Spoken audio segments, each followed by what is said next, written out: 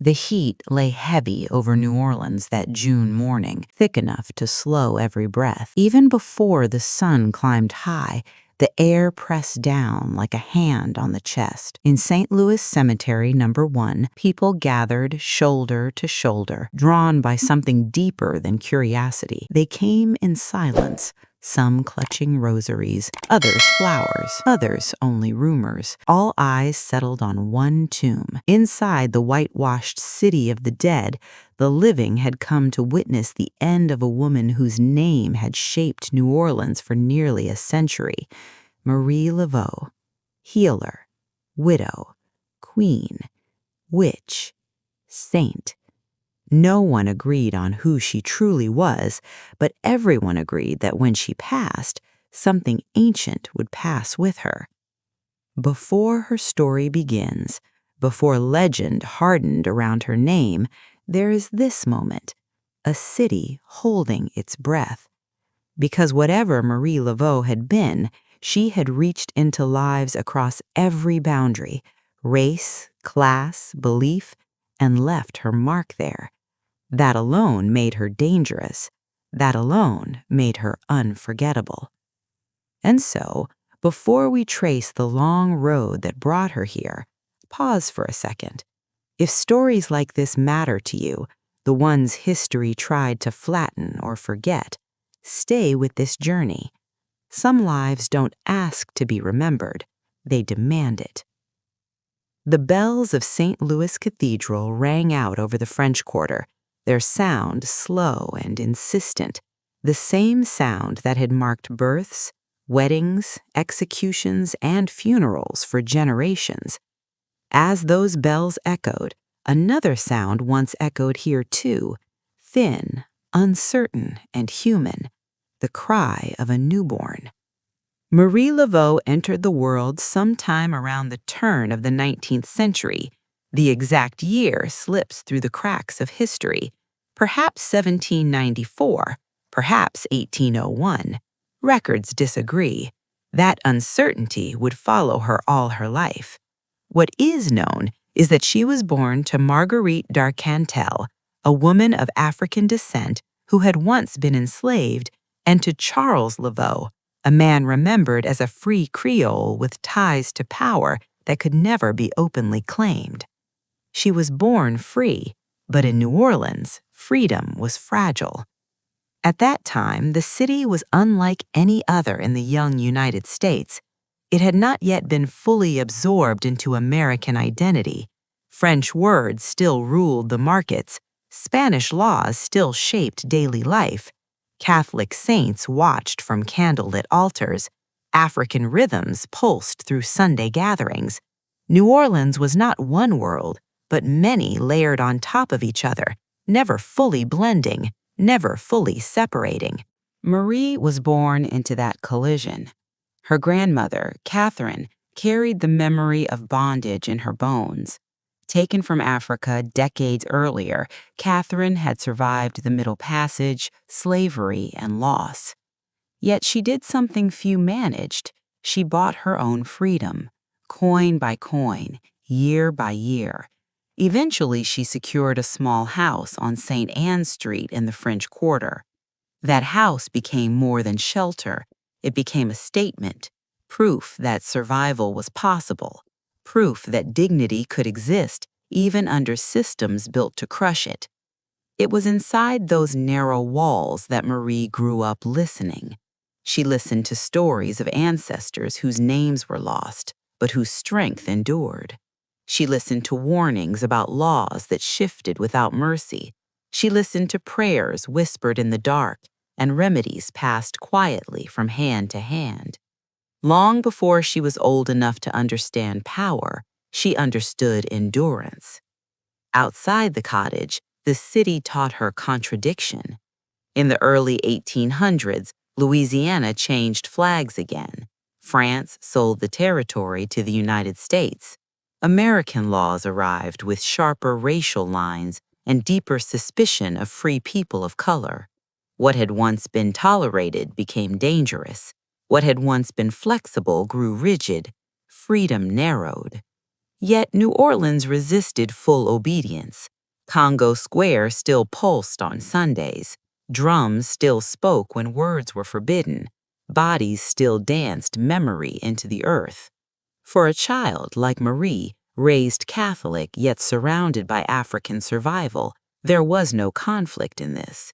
Prayer at dawn, rhythm at dusk, saints above, ancestors below. Few written records survive from her childhood, but the city itself tells the story.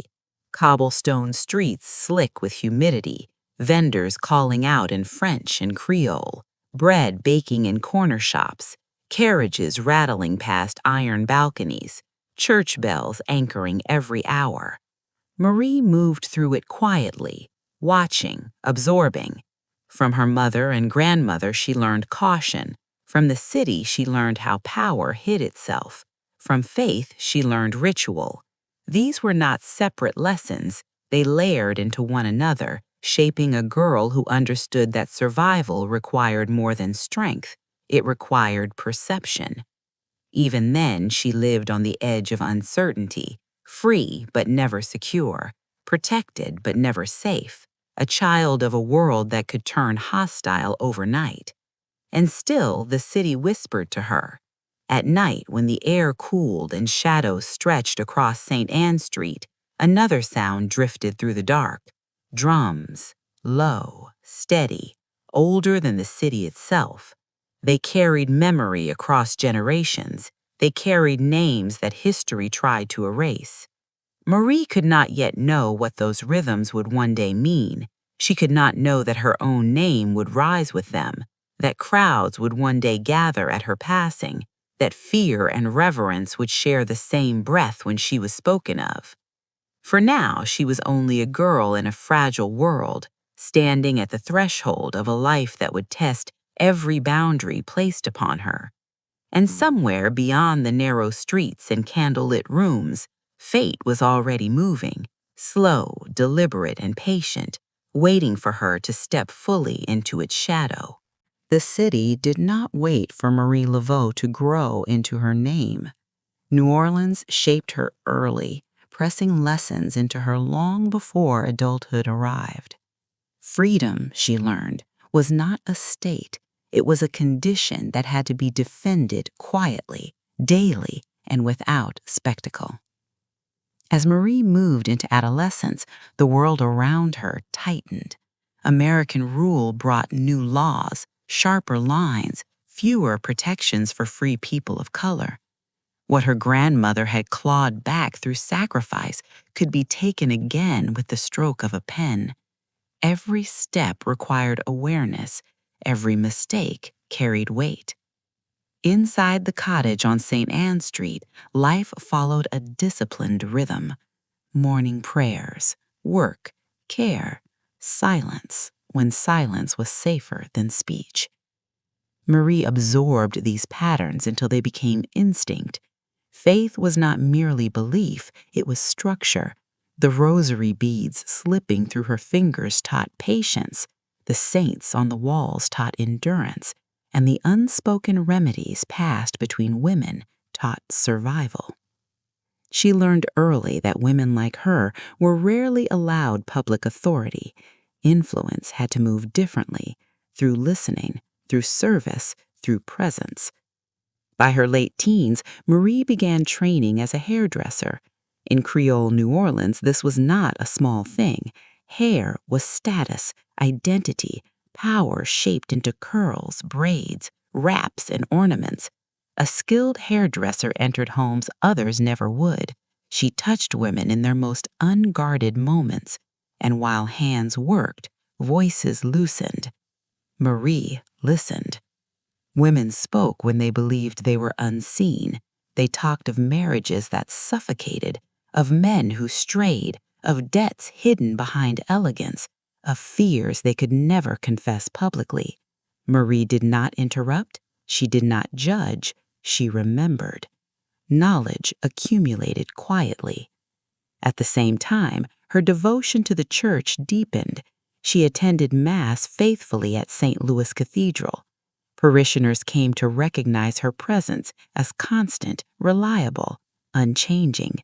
To many, she was simply a devout young woman, respectable, serious, grounded. That perception mattered, because beyond the cathedral walls, another world pressed closer, the world of remedies whispered at night, of herbs gathered with intention, of charms prepared not as spectacle, but as protection. These traditions were not taught loudly. They passed through bloodlines and kitchens, through mothers and grandmothers, through survival rather than ceremony. Marie learned both worlds fluently. And then, in August of 1819, she stepped into a new role. Under the vaulted ceiling of St. Louis Cathedral, Marie married Jacques Paris. He was a free man of color, a carpenter who had fled the violence of Saint-Domingue during the Haitian Revolution. Like Marie, he carried the marks of displacement. Like her, he understood instability. The ceremony was solemn. Candles, Latin prayers, witnesses drawn from their community. To outsiders, it looked like stability, a proper union, a future secured. But history rarely grants such simplicity. Within a short time, Jacques Paris vanished from the records. Some accounts say he died. Others suggest he left. The truth is buried beneath silence. By 1820, Marie was listed as a widow. Widowhood changed her standing. In Creole society, a widow carried a strange authority. She was no longer bound by youthful expectation. She was assumed to have endured loss. That endurance earned respect. It also granted a measure of independence few women possessed. Marie carried the title with restraint, Widow Paris. The name settled onto her like armor. If there were children from that marriage, history does not speak clearly. Baptismal records hint, then fade. Infant mortality was common, so was erasure. Whether Marie buried children or buried their names, the absence left its mark. Loss taught her something vital. Nothing stayed. And so she turned fully to what endured: work, faith, and the careful weaving of influence. Her reputation as a hairdresser grew. So did her presence in the lives of women whose names appeared in ledgers and parlors. She learned which marriages were hollow, which fortunes were fragile, which men feared scandal more than God. She did not use this knowledge recklessly. Power, she understood, was not loud. Around this time, another figure entered her life, Louis Christophe Glapion, a man of French descent, educated, connected. Their relationship would last decades. They never married. Law forbade it. But the city knew them as partners in every way that mattered. Together, they built a household on St. Anne Street. Children came. Some lived, some did not. The house filled with life and grief in equal measure. Marie bore both without spectacle. This was the pattern of her life, holding contradiction without breaking. By her thirties, people had begun to speak her name differently, not loudly, not publicly, but with intention.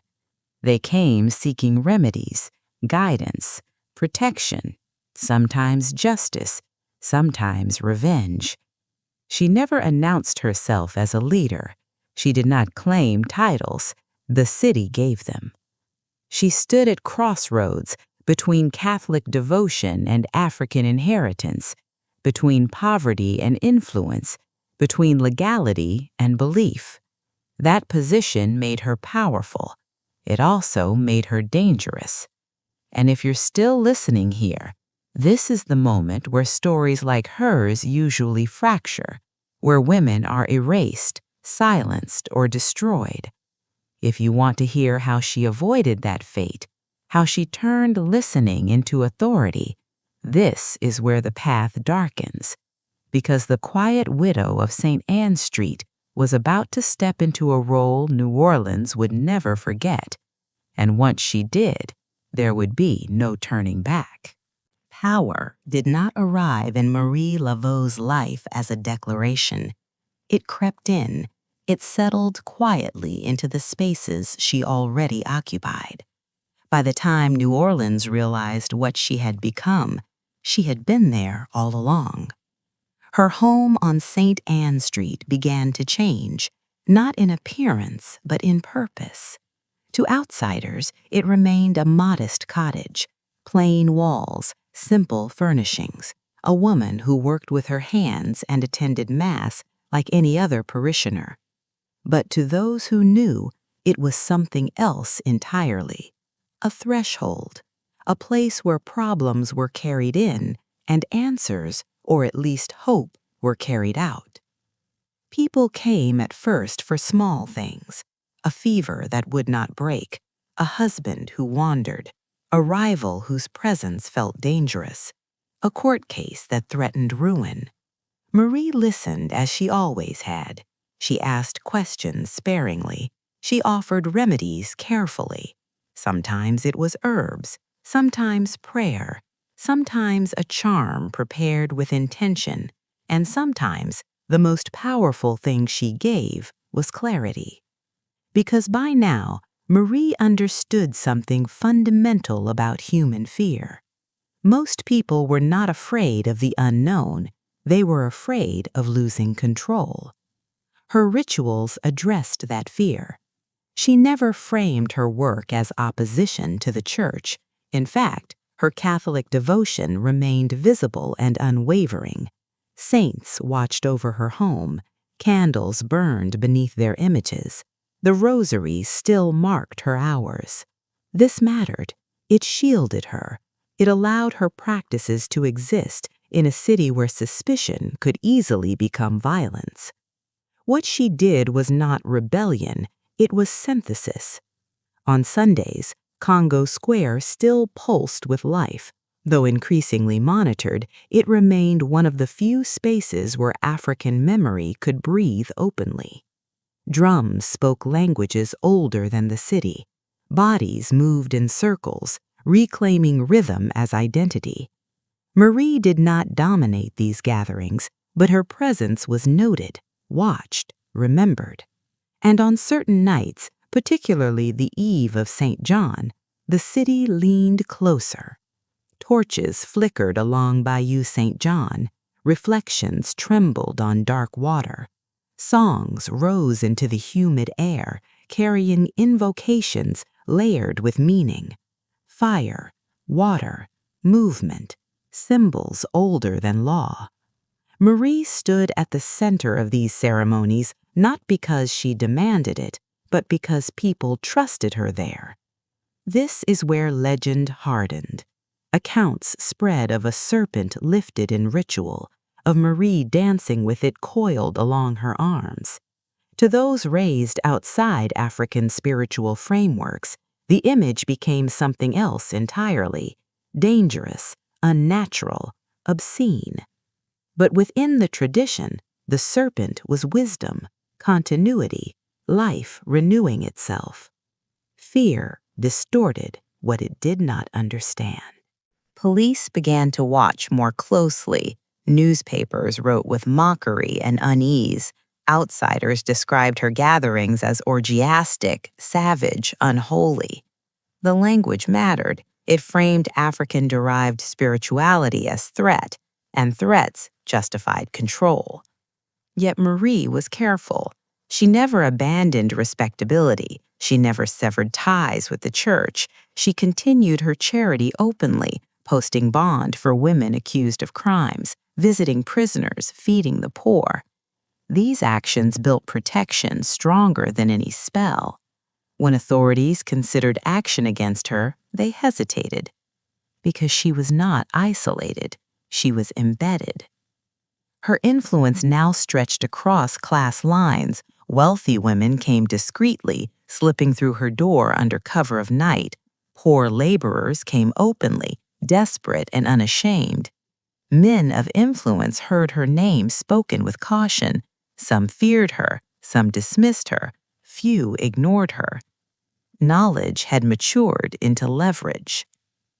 Marie did not threaten, she did not expose, but the city understood she could. That understanding created space for her to move freely where others could not. It was not fear alone that protected her, it was mutual dependence. New Orleans needed her. During outbreaks of disease, especially yellow fever, her role became impossible to dismiss. Doctors failed, treatments harmed more than healed. Fear hollowed entire neighborhoods.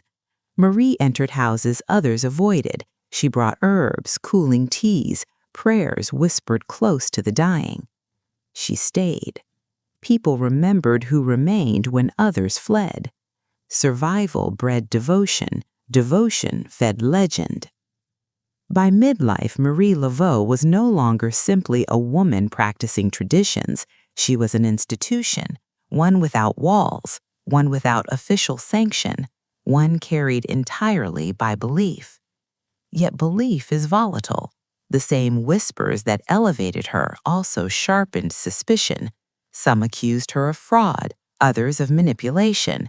A woman of color holding this much authority unsettled the social order, and in a city inching toward the upheaval of war, unrest found targets. Marie adjusted. Ceremonies became quieter, more selective, more controlled. Her power shifted inward, less spectacle, more strategy, less firelight, more whispered counsel. Those who needed her still found her. Those who feared her kept their distance. And if you're listening closely here, this is the point where power usually turns corrupt or collapses under pressure.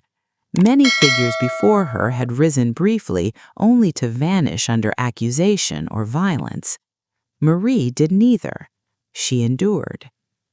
Her life was no longer just her own. It belonged to the city's imagination, to the stories told about her, to the fears projected onto her, to the hopes attached to her name. And with that weight came a question she could never escape. How long can one woman carry the beliefs of an entire city before it breaks her or turns her into something else entirely? Because ahead lay war, occupation, loss, and the slow erosion of a world she had spent her life holding together. And when that storm arrived, even a queen would be tested. War does not arrive all at once. It announces itself in rumors first, in tightened voices, and laws that shift tone before they change shape. By the time the Civil War reached New Orleans, the city had already begun to harden. For Marie Laveau, the tension was familiar. She had lived her entire life inside uncertainty. But this was different. This was not a quiet tightening of rules. This was a fracture. New Orleans fell early in the war, captured by Union forces in 1862. There were no long sieges, no drawn-out battles in the streets, but occupation carries its own violence. Flags changed, power rearranged itself. Old alliances collapsed, new ones formed under pressure. Fear changed direction, but never disappeared. For free people of color, the moment was paradoxical. Slavery's end loomed, but freedom came tangled with resentment and retaliation. White supremacist hostility sharpened. Anything that hinted at black authority became suspect, and nothing embodied that authority more visibly than Marie Laveau. Her gatherings had already drawn scrutiny. Now scrutiny became threat. Public ceremonies were restricted. Drums were confiscated. Police presence increased. What had once been tolerated as local custom was reframed as danger. The same practices that had sustained communities through generations were now treated as signs of disorder. Marie did not challenge this openly. She adapted. Ritual did not disappear, it retreated, from open squares to enclosed courtyards, from torchlight to candle flame, from crowds to circles. The spirit did not vanish, it compressed. And still people came. The poor came first, they always did. War hollowed households, food grew scarce, illness spread faster than hope. Marie's cottage remained open. She fed who she could, prayed with who asked, offered remedies when doctors were absent or distrusted. She visited prisons again. Union or Confederate, it did not matter. Suffering sounded the same in chains. Guards watched her closely. Some mocked her. Others stepped aside. Reputation still carried weight. Yet age had begun to settle into her bones. By now, Marie was no longer the woman who danced for hours by the bayou. Her steps slowed. Her hands trembled slightly when tying charms. Her authority no longer relied on physical presence, but on recognition. She did not need to raise her voice. Silence followed her. Loss returned, quietly and without mercy. In 1855, years before the war's peak, Louis Christophe Glapion died. Nearly 3 decades of companionship ended without ceremony. He left behind debt, more than Marie could afford. The cottage grew heavier with absence. The city did not pause for grief. She carried it anyway. Widowhood again, but this time without youth, without illusion. Yet even then she did not withdraw. Those closest to her would later say she grew gentler, less spectacle, more prayer, more listening. The queen, if anything, became more human, and that humanity mattered. As the war dragged on, New Orleans became a city of contradiction once more. Enslaved people stepped into uncertain freedom. Former elites lost status. New hierarchies emerged overnight. Fear shifted targets but never left. Marie remained constant. She did not align herself publicly with either side. She did not speak politics. Her power had always existed outside official systems. That distance protected her now. She was not seen as a rebel, but neither was she harmless. She was something older. After the war, Reconstruction brought new wounds. Slavery had ended, but white supremacy did not die quietly. Cultural erasure accelerated. African-derived traditions were mocked openly, turned into caricature for entertainment. What had once been sacred was stripped of dignity and sold back as spectacle. Marie saw this. She did not protest loudly. She did not write letters or make speeches. She continued her work, quietly, stubbornly, faithfully. Resistance for her had never been about confrontation. It was about persistence. By her later years, rumors began to change tone. Where once she had been feared, now she was remembered as saintly. Journalists who dismissed Voodoo still described her kindness. Neighbors spoke of her generosity. Prisoners remembered her prayers.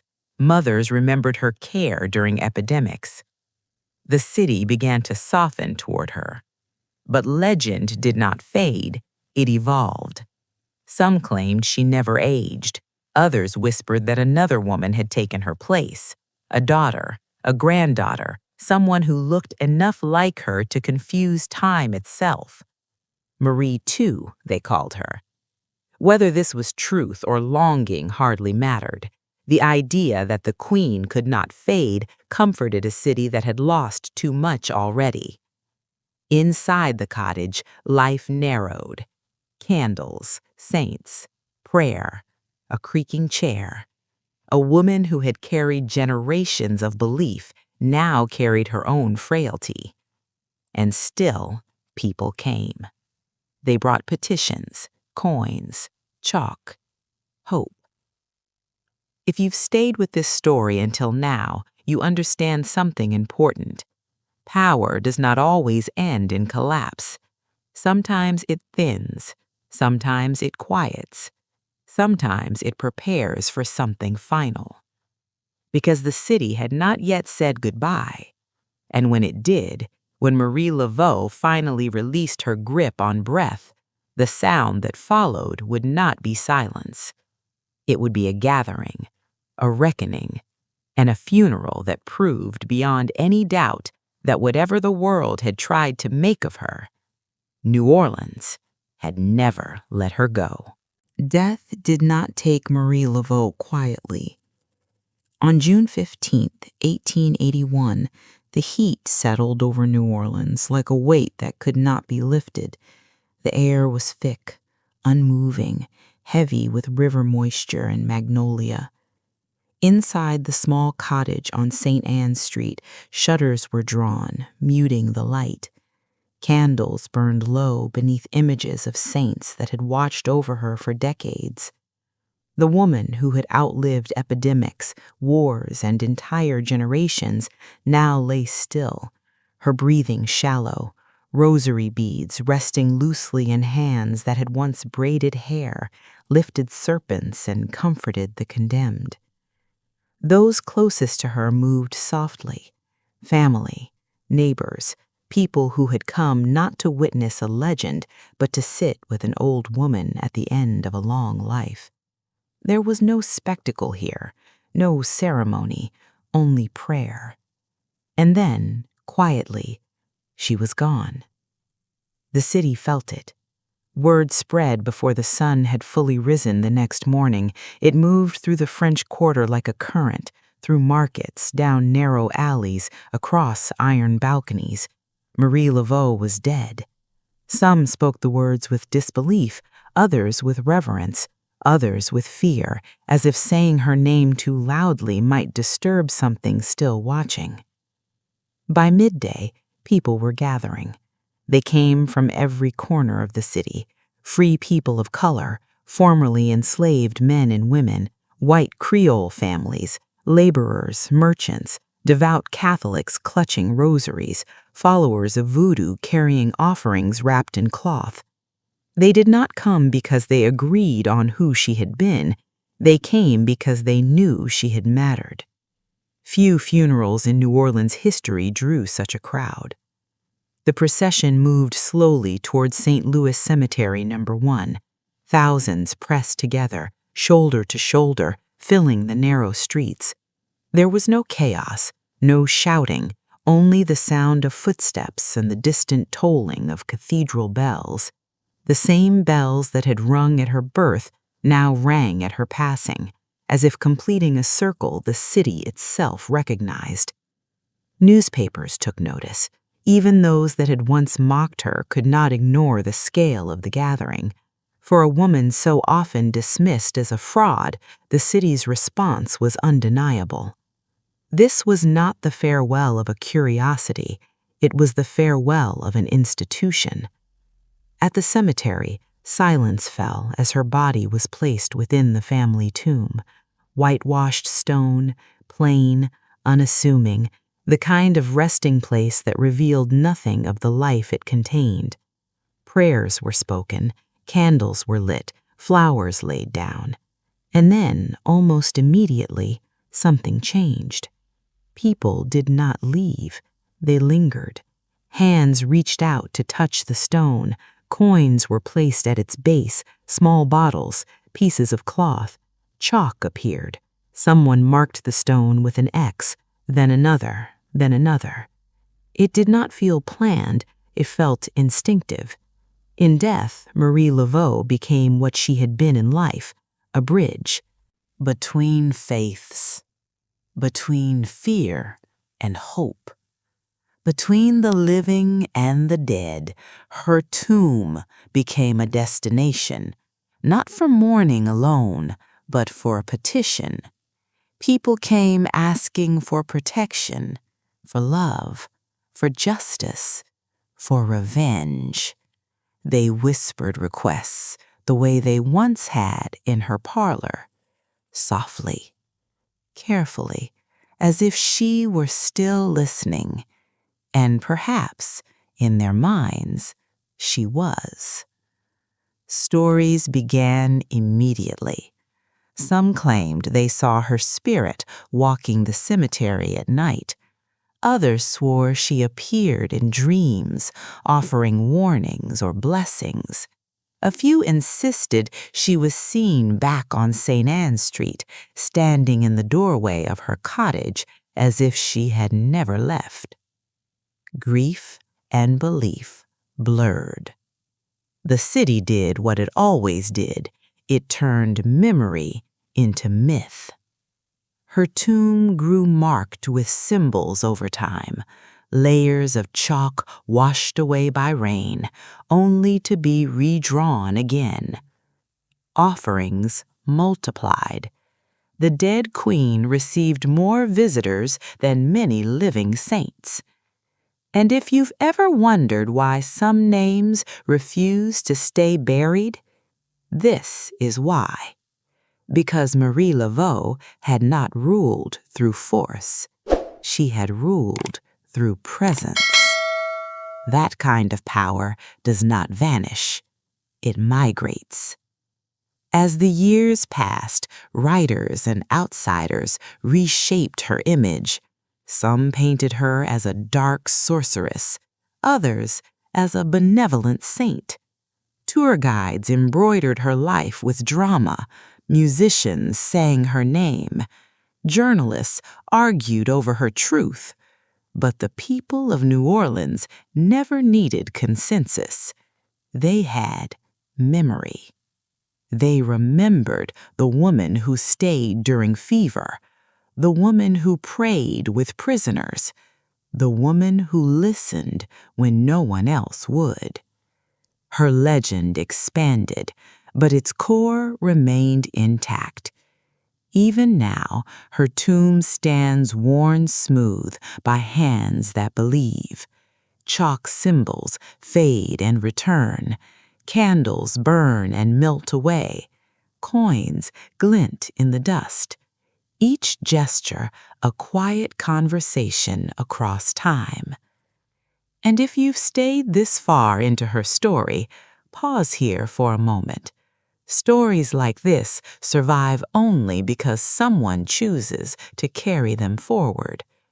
If this life has reached you, let it stay with you. Remember it, because the final chapter is not about death. It's about what refuses to die. Because Marie Laveau did not become a ghost. She became New Orleans itself. And in the final part of this story, we will face the question her city still asks in whispers. Was she ever truly gone at all? New Orleans never learned how to let Marie Laveau rest. Long after the funeral crowd dissolved, long after the chalk marks on her tomb were washed thin by rain and redrawn by other hands, her presence remained woven into the city's pulse, not as a memory fixed in the past, but as something active, watching, listening, answering. In the years that followed her death, the city changed again, as it always did. Streets widened, old houses fell, new music arose from neighborhoods that barely existed when she was alive. Yet her name moved effortlessly through time, slipping into every new version of New Orleans as if it belonged there by right. Visitors asked about her before they asked about anything else. Tour guides led groups through St. Louis Cemetery No. 1, lowering their voices instinctively as they approached her tomb. They spoke of wishes granted, of love returned, of justice delayed but finally delivered. They repeated stories handed down so often that truth and belief no longer needed separation. Scholars tried to untangle her life. They searched baptismal records, marriage registers, death notices. They argued about dates, about children, about whether there was truly a second Marie who carried on her role. They debated where fact ended and folklore began. But the city was never interested in resolution, because Marie Laveau was not a puzzle to be solved. She was a presence to be felt. In African and Creole traditions, power does not always die with the body. It lingers, it moves, it settles into places and people. It becomes atmosphere. And New Orleans, a city built on layered histories and unfinished griefs, understood that instinctively. That is why people still come to her tomb.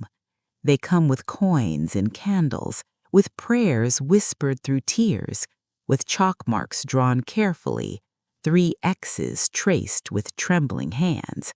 They come seeking help the way others seek saints, not because they believe she was perfect, but because she believed she was present.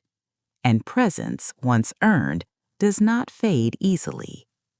In popular culture, her image shifted again and again. Films turned her into a sorceress. Television made her immortal. Songs invoked her name as shorthand for power itself. Each retelling stretched her farther from the woman who once swept the floor of a small cottage on St. Anne Street. Yet something essential survived the distortion: the idea of a woman who could not be erased. A free woman of color in a world designed to silence her. A spiritual leader who never claimed authority, yet received it. A healer whose greatest power was not fear, but trust. That is why her legend endured when so many others faded. Because Marie Laveau represented continuity. She connected Africa to America, slavery to survival, faith to defiance, the living to the dead. She did not break the system that constrained her. She moved within it until it bent. And New Orleans recognized itself in that. The city, like her, had always existed in between cultures, between identities, between reverence and rebellion. To remember Marie was to remember that survival does not always roar. Sometimes it whispers. Even now, on quiet nights, when the humidity presses low and the streets empty, people swear they feel something near St. Anne Street. A heaviness, a calm, a sense that someone is still paying attention. Not a ghost, a guardian. Whether Marie Laveau truly answers prayers is not the question that matters. The question is why people still ask her to. Why, more than a century after her death, her name still carries weight.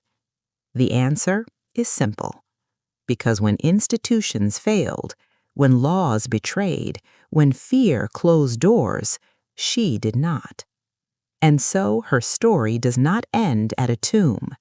It lives in the city's memory, in its rituals, in its music, in its refusal to forget women who were never meant to be powerful. The bells of St. Louis Cathedral still ring. They ring over markets and cemeteries, over parades and prayers, over joy and mourning. They rang at her birth, they rang at her death, and they still ring now. Not to announce her passing, but to remind the city that some lives do not disappear when the body is gone. Some lives become legend, and legends, once rooted deep enough, never truly leave.